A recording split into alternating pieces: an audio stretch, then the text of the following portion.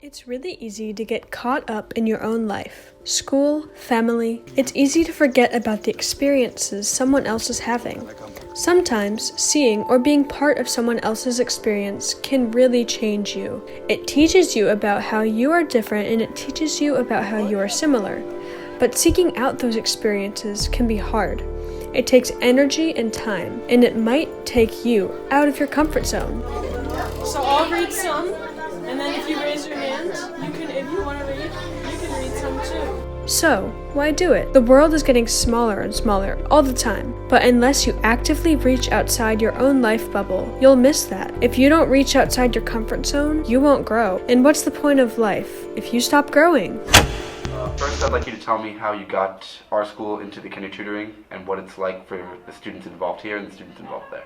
I had worked in Kenya before, and I really fell in love with the country and the people, and I was trying to figure out a way to get back there and connect with those people. So he and I sat down and brainstormed, and I said, what if I got a bunch of students? And he was really excited, and he actually wants to try and build a program out like that now. So that's how it started. It started with 10 kids last year, and then we've grown to 20 kids this year.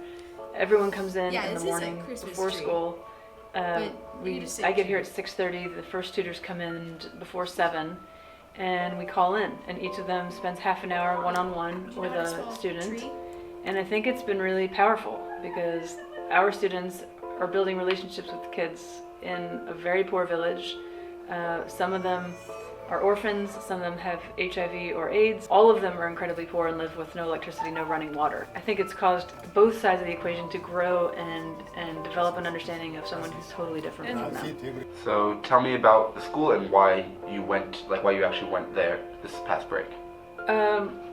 It's one thing to have a relationship that's virtual, where I feel like Mika, who's the director, and Anthony, who's the head teacher, are my friends now, but I've never met them in real life. That's like this feature of the modern world that's so strange. And also, I wanted to see, as a teacher, I know what things look like in a classroom, and I kind of wanted to get a better sense of what's really happening in the school and what really are the needs, and is this real? I mean, I wanted to confirm a few things as well. So that was my main reason for going, plus it was a really good excuse to go back to this country that I love so much and back to the tribe of people that I love so much. So what was the life like when you were there for these students and teachers, like their houses, their food, what they did when they weren't in school? Most, if not all, of the students in this school, and there are 160 of them. And which class is this? The only meal they will eat is the meal provided at lunch by Mika to the students.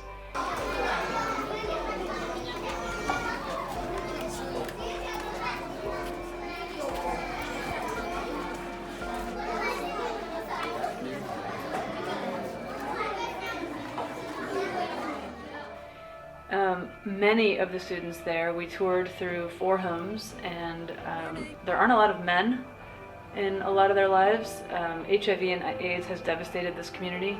Nice to see you. This is Paul. Hi, Paul. The oldest. Habari zenu? Same mother. Okay. You see how they look alike? Yeah. Like mine. Ah. My house. This is his first cousin. Okay. And there are a lot of widows and a lot of infected children, and the widows themselves are also infected.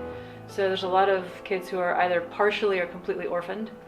None of them have electricity. None of them have running water. All of them live in shelters that are built from animal dung and dirt that are made into clay, with metal roofs and dirt dung floors. It's a very basic life. They don't have access to virtually anything. You talked about the lumberyard, so what exactly happened there with the desks in the lumberyard? So I watched the kids during the course of the day, each day that we were there. When it was time for lunch, the kids, little kids, 7-year-olds, would get, 3 or 4 of them would get inside these sort of picnic table benches that they use as desks.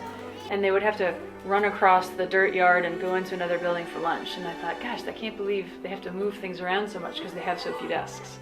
So I asked, how much do you think something like that would cost to make? And he said, in dollars, it would be like $8 for a desk. So he and I sat down and we figured out how many desks we thought we needed, and he figured out how many linear foot we would need of lumber, and then I asked if they would take me to wherever you buy lumber in this area. So we went to this lumber yard, this chaotic mess of wood that's just in the town, and they were really surprised to see us. I don't think they've ever had a foreigner come and buy lumber. So the next day we watched as the fundi, as he's called, he's the carpenter, started to make the desks. He showed up with a hammer and a saw. No level, no tape measure, no pencil for marking, no calculator. He just did kind of this stuff, put things sawed, hammered, and made 50 desks over the course of the next few days.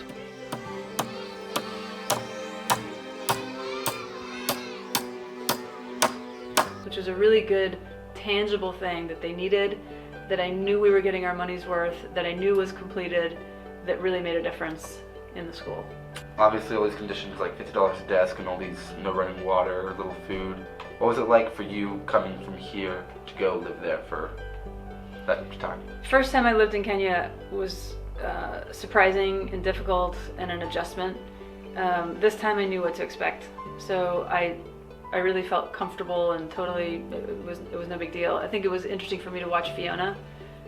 She adapted really quickly as well, but it can be really tiring when you're in a place where simple things like getting clean or going to the bathroom are a major deal. All these houses will have the latrine, which is there, which compared to what we do here. And the food is different and sometimes really not what you want to eat. So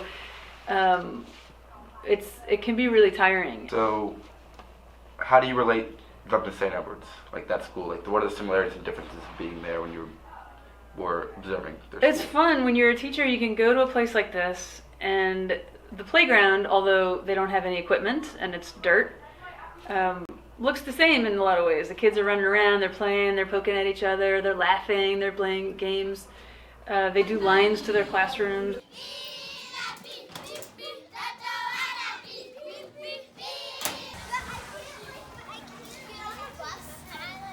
They eat lunch together.